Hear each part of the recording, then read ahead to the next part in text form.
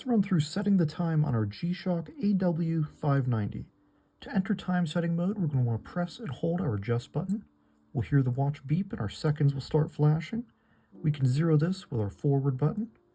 To go to the next setting, we're going to press mode, which is our daylight savings time, off or on.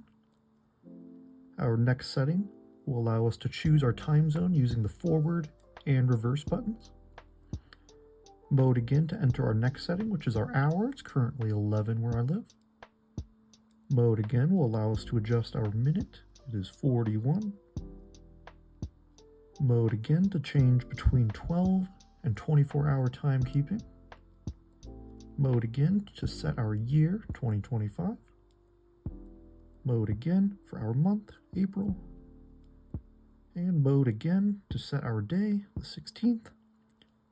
And finally, we'll have this LT with a little small icon there, and if you press forward, it'll get larger.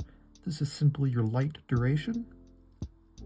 Once that's all set, we simply press adjust once more, and now our digital time is set.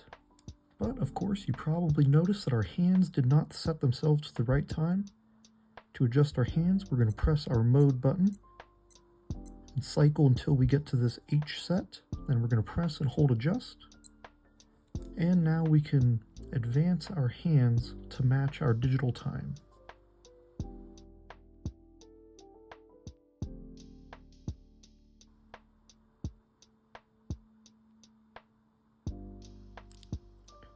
And once we're done with that, we're simply going to press adjust once more, mode to go back to our home page, and now our hands are set.